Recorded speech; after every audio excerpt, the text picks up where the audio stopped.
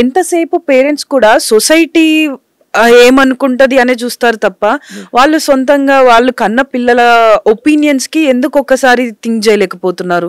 అది చేయలేకపోవటానికి అమ్మా, ఎందుకంటే సేమ్ ఇది క్లాన్ ఇలాగే నడుస్తుంది, ఈ సమాజంలో మనం కూడా ఇలాగే ఉండాలి అన్నది ఒకటి గిరిగీసుకొని ఉంటున్నారు పేరెంట్స్. తర్వాత పెళ్ళి అయిన తర్వాత కూడా అంటే వీళ్ళు కూడా ఆ పేరెంట్స్ కూడా అన్ని రకాల కష్టాలు నష్టాలు అన్నిటినీ అనుభవించి వస్తారు. ప్రతి వాళ్ళకు కూడా ఉంటాయి. లైఫ్ అనేది అంత ఈజీగా కాదమ్మా, అన్ని రకాల కష్టాలు మనం స్టెప్ బై స్టెప్ ఎక్కుతూ, మనం ఎట్లా చిన్నవాళ్ళప్పటి నుంచి మనం ఎలా స్టెప్ బై స్టెప్ నేర్చుకుంటూ వస్తామో అలాగే లైఫ్ కూడా అలాగే లీడ్ చేయాలి. అలాంటి లైఫ్ను లీడ్ చేయటానికి వీళ్ళు అతిగా పేరెంట్స్ ఇంటర్ఫియర్ అవుతున్నారు. పిల్లలకు సరే పెళ్ళిళ్ళు చేసినారు, అంతవరకు వదిలేయండి, వాళ్ళు జాబులు చూపించారు, వాళ్ళని ఒక ఉద్యోగస్తులు చేశారు, వాళ్ళకి పెళ్లి చేశారు, వాళ్ళ లైఫ్ వాళ్ళు లీడ్ చేస్తారు, అంతవరకు వదిలేయకుండా అతిగా ఇన్వాల్వ్మెంట్ పెద్దవాళ్ళది ఉంటుంది.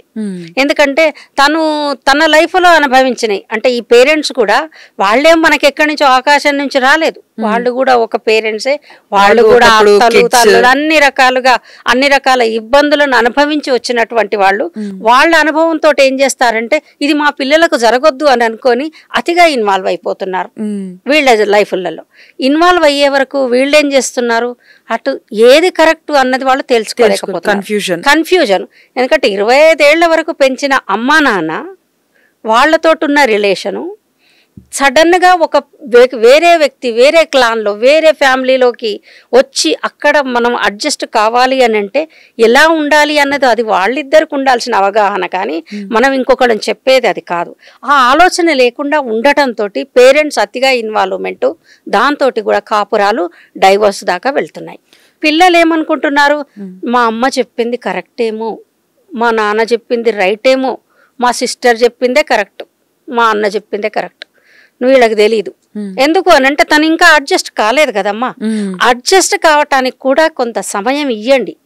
పిల్లలు వాళ్ళంతలో వాళ్ళు మంచి చెడు సరే, 2 ప్రాణులు ఒక దగ్గరకు వస్తున్నప్పుడు మనం ఎట్లా ఉందాము, మన లైఫ్ను మనం ఎట్లా లీడ్ చేద్దాము, మనకు వచ్చే సమస్యలు ఏంటివి ఇక ముందు. సరే జాబ్ అనుకోండి, జాబ్ ఇద్దరికి ఉందా, సరే లేకుంటే నువ్వు సంపాదించినా నేను ఇంట్లో ఉంటాను, నేను ఇంకేదన్నా చేస్తాను, లేకపోతే ఏదో ఒకటి చేసి మనం గెట్ ఆన్ అవటానికి మనం సపోర్ట్ ఒకళ్ళకొకళ్ళం అవగాహనతోటి ఉండటం అనేది లేకుండా పోయింది. ఎంతసేపు మనం డబ్బులు ఎన్నున్నాయి, ఎంత సంపాదించాము, ఎంత ఖర్చు పెట్టాము, మనం బయట స్టేట్స్కి ఎన్ని స్టేట్లకు మనం తిరిగి వచ్చాము అన్న దాని మీద ఆలోచిస్తున్నారే తప్ప ఇది నువ్వు నేను అన్న దగ్గరనే ఉంటుంది, కానీ మనము అన్నది ఆలోచించకుండా ఉన్నారు ఇప్పుడు పిల్లలు. ఆ కన్ఫ్యూజన్లో ఉన్నారు బాగా. పెళ్ళిళ్ళు అయిన తర్వాత కూడా వాళ్ళు ఎందుకు డైవర్స్ దాకా వస్తున్నారు అంటే అమ్మ ఇంకో కారణం కూడా ఉంది. మనం ఒక్క తల్లిదండ్రుల ఇన్వాల్వ్మెంటే కాకుండా ఒక మెడికల్ చెకప్ చేయించుకోవట్లేరు. అటు అబ్బాయి కానీ అమ్మాయి కానీ చేయించుకుంటే, ఎందుకంటే ఆ మ్యారేజ్ కన్సమ్మెంట్ కావటానికి కూడా అది మెయిన్ కదా అనుకుంటారు కదా. మనది సమాజం ఇది. ఒకప్పుడేమో అందరు జాయింట్ ఫ్యామిలీలో ఉండేవాళ్ళు, జాయింట్ ఉండేది. ఇప్పుడేమో అన్ని న్యూక్లియర్ ఫ్యామిలీస్ మనవి, ఎవరిది వాళ్ళు ఎవరి గోల వాళ్ళదన్నట్టుగానే బ్రతుకుతున్నారు ఇప్పుడు. అయితే దాంట్లో ఈ ఆరోగ్యపరంగా కూడా కొన్ని సమస్యలు ఉంటున్నాయి, కొన్ని ట్రీటబుల్, కొన్ని నాన్ ట్రీటబుల్. అట్లాంటప్పుడు ఒక్క టెస్ట్ చేయించుకొని మనం ఇంకా ముందు మనం ఈ లైఫ్ను మనం లీడ్ చేయగలుగుతామా లేదా అన్నది కూడా తెలుసుకోవటం, క్లారిఫై అయిపోతూ ఉంటుంది. దాంతో క్లారిఫై అయిన తర్వాత ట్రీటబుల్ అయితే ఎవరికి ఉన్నా తప్పు లేదమ్మా, అమ్మాయికి ఉండొచ్చు అబ్బాయికి ఉండొచ్చు. ఆ ట్రీటబులే కనుక దానికి మెడిసిన్స్ తీసుకొని మనం డాక్టర్స్ని ఫాలో అయ్యి మనం లైఫ్ లీడ్ చేయొచ్చు. అలా కానప్పుడు ఏం చేస్తున్నారంటే అందులో ఎవరిదో ఒకళ్ళ తప్పు ఉన్నప్పుడు ఆ తప్పు హస్బెండ్ దగ్గర ఉన్న మగపిల్లలు చేయించుకోవట్లేరు, ముఖ్యంగా టెస్టులు చేయించుకోవట్లేరు. సైడ్ వాళ్ళు కూడా టెస్ట్ చేయించుకోవాలని అంటే మా అబ్బాయి మీద మీకు అనుమానాలా అని హైపర్ అయిపోతూ ఉంటారు. వాళ్ళకు ఆ విధంగా కూడా తల్లిదండ్రులు సపోర్ట్ చేస్తున్నారు. అదేం తప్పు కాదు మనం చేయించుకోవటంలో, టెస్ట్ చేయించుకోవటంలో. కనుక అది దాన్ని పక్కకు దారి పట్టించి రోగం ఒకటి ఉంటే మందు ఒకటి వేసినట్టుగా మనకు అది చూయించుకోకుండా దాన్ని సార్ట్అవుట్ చేయకుండా ఆ ప్రాబ్లాన్ని అమ్మాయిల మీద నెట్టేస్తారు, భార్య మీద నెట్టేస్తారు. ఆ భార్య తను ఎన్ని టెస్టులు చేయించుకోవటమో, ఉపవాసాలు చేయటము, ఇవన్నీ ఏంటేంటో చేస్తున్నారు పిల్లలు. అర్థం కాని ఏ వయసు గనక వాళ్ళకి అర్థం చేసి విడమర్చి చెప్పేవాళ్ళు కూడా కావాలి పేరెంట్స్ అనేవాళ్ళు. ప్రతిదానికి మేము వెనక ఉన్నాము అంటే ఇట్లా వెనక ఉండటం కాదండి, ఆ లైఫ్ లో వాళ్లకు ఏం జరుగుతుంది, మీరు ఎట్లా ఉండాలి అది కూడా తెలుసుకోవాలి. అది లేకపోవటంతో లాస్ట్కి ఏం చేస్తున్నారంటే ఇద్దరు భార్యాభర్త ఇద్దరు కలిసి కూడా మనం ఇద్దరం మ్యూచువల్ గా తీసుకుందాం, మ్యూచువల్ అండర్స్టాండింగ్ తోటి మనం విడిపోదాం, డివోర్స్ తీసుకున్నాక అమ్మాయి బానే ఉంది, వేరే పెళ్లి చేసుకుంటుంది, తన హాయిగా కాపురం చేస్తుంది, పిల్లలు కూడా ఉంటారు. అది అండి ఇక్కడ ఇలాంటి అపోహల వల్ల మాకేం లేదు మేము బానే ఉన్నాము అని అలా దబాయింపుగా మాట్లాడి కూడా ఇలా రిలేషన్స్ ని బ్రేక్ చేసుకుంటున్నారు కూడా ఎక్కువ ఉన్నాయి. అట్లా కూడా ఎక్కువ ఉన్నాయి. అవే చాలా ఉన్నాయమ్మా.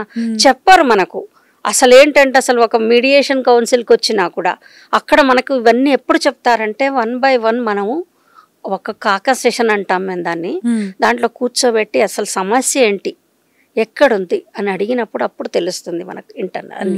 కాకపోతే మనం పేర్లు కానీ కేసుల గురించి కానీ బహిర్గతం చేయలేం, చెప్పకూడదు, అది ఎథిక్స్ కాదు మాకు. సో మ్యామ్ నా దృష్టిలో ఏంటి అని అంటే పెళ్లి అనేది ఈ రోజులలో ఒక ఇన్వెస్ట్మెంట్ అని నేను అంటాను, దానికి మీరేమంటారు? ఇన్వెస్ట్మెంట్ గానే ఎందుకు చూస్తున్నారమ్మా అంటే లైక్ అమ్మాయి ఏం తెస్తుంది, అంటే ఇప్పుడు అబ్బాయి వాళ్ళు అమ్మాయి ఏం తెస్తుంది ఎంత ఇస్తుంది అని మాత్రమే చూస్తున్నారు. అమ్మాయి వాళ్ళు ఏంటి అని అంటే అబ్బాయికి ఎంత ఉంది, ఏముంది, ఎంత సంపాదిస్తున్నాడు అని ఇది మాత్రమే చూస్తున్నారు తప్ప ఇప్పుడు అమ్మాయి అబ్బాయి కలిసి హ్యాపీగా ఉండగలరా, వీళ్ళు అంటే గొడవలు అనేవి చిన్న చిన్న గొడవలు ప్రతి రిలేషన్ లో ఉంటాయి, కానీ ఆ గొడవల్ని పేరెంట్స్ దాకా తీసుకెళ్లి దాన్ని పెద్దగా చేసి విడిపోయే స్టేజ్ కి వస్తాయి అని మాత్రం ఎవరు అనుకోవట్లేదు. కానీ ఏంటంటే ఇప్పుడు ఈ ఇన్వెస్ట్మెంట్ వల్ల ఆ ఫర్దర్ గా ఉండే రిలేషన్ అనేది కనుమరుగైపోయి నెక్స్ట్ అది డివోర్స్ వరకు పోయి ఇవన్నీ ఎక్కువ అవుతున్నాయని నేను అంటాను. అది నిజమే అంటారా? కారణం ఏంటంటే అమ్మా ఇక్కడ సరే ఇప్పుడు ఈ రిలేషన్స్ అనేవి ఉన్నాయి కదా, సరే మనం రెండు ఫ్యామిలీస్ కలుస్తున్నారు అక్కడ, రెండు డిఫరెంట్ ఫ్యామిలీస్ ప్రేమించి పెళ్లి చేసుకున్నా సరే, తర్వాత పెద్ద కూర్చిందైనా అరేంజ్ మ్యారేజ్ అయినా ఎలాంటి మ్యారేజ్లైనా కూడా ముందు నేను కౌన్సిలింగ్ అనేది ఎందుకు అవసరం అని స్ట్రెస్ చేస్తున్నా అంటే ఒక మీడియేషన్ సెంటర్కి వెళ్ళి మాట్లాడుకుంటే, ఎందుకంటే ఇవన్నీ కూడా వస్తాయి. నెక్స్ట్ స్టెప్ వాళ్ళు అదే వేస్తున్నారు, నీకు ఇంత ఉంది నాకు ఇంత ఉంది, మా నాన్న నీకు ఇంత ఇచ్చాడు, మా అమ్మ నీకు ఇంత ఇచ్చింది, నువ్వేం చేసావు, దాని గురించి అడుగుతున్నారు. ఎంతసేపు నేను వేరు నువ్వు వేరు అన్న దాంతో కూడా ఒక రీజన్ ఇక్కడ. తర్వాత ఈ హెల్త్ ఇష్యూస్ ఒకటి, తర్వాత మనకు అంటే ఎడ్యుకేషనల్ బ్యాక్గ్రౌండ్, ఎడ్యుకేషన్ కూడా అమ్మ ఇంపార్టెంట్. సరే మనం ఏం చదువుకున్న వాళ్ళు కూడా కాపురాలు చేస్తున్నారు, వాళ్ళు కలిసే ఉంటున్నారు, వాళ్ళలాగా మనం అవుతున్నామని నేను అనట్లేను. కాకపోతే ఈ ఎక్కువ తక్కువలు, నాకు ఇంత ఉంది, మేము ఇంతమంది మేము ఉన్నాము, మా ఇంట్లో మేము ఇట్లాగే బతికాం కనుక నీ దగ్గర కూడా నాకు ఇవన్నీ ఫెసిలిటీస్ కావాలి, ఇట్లాగే ఉంటాను అనటం ఒకటి. అడ్జస్ట్మెంట్ అనేది తక్కువైపోతుంది. ఇది తక్కువ కావటానికి రీజన్ ఏంటి? డబ్బులు. నా దగ్గర నేను ఇంత సంపాదించాను, నాకు ఇంత ఉంది, మా పేరెంట్స్ నీకు ఇంత ఇచ్చారు కదా అంటే ప్రతిదాన్ని మనం డబ్బులతోని పోల్చి చూస్తున్నాం. మనము బంధుత్వాలు ఏర్పడుతున్నాయి, రెండు ఫ్యామిలీస్ ఒకటైతున్నాయి అని అంటే ఒక బంధం అనేది ఏర్పడుతుంది ఆ ఇద్దరు వ్యక్తుల మధ్యన, వీళ్ళు లైఫ్ను లీడ్ చేస్తారు అన్న ఆలోచన కనుమరుగైపోతుంది. ఎప్పుడైనా ఎక్కడైనా మీ చేతిలోనే వార్తా ప్రపంచం, మీ మొబైల్లో, మీ కంప్యూటర్లో, మీ టీవీలో. సాక్షి టీవీ డిజిటల్ ప్రసారాల కోసం లాగిన్ అవ్వండి www.youtube.com/Sakshi TV. Subscribe Sakshi TV YouTube channel.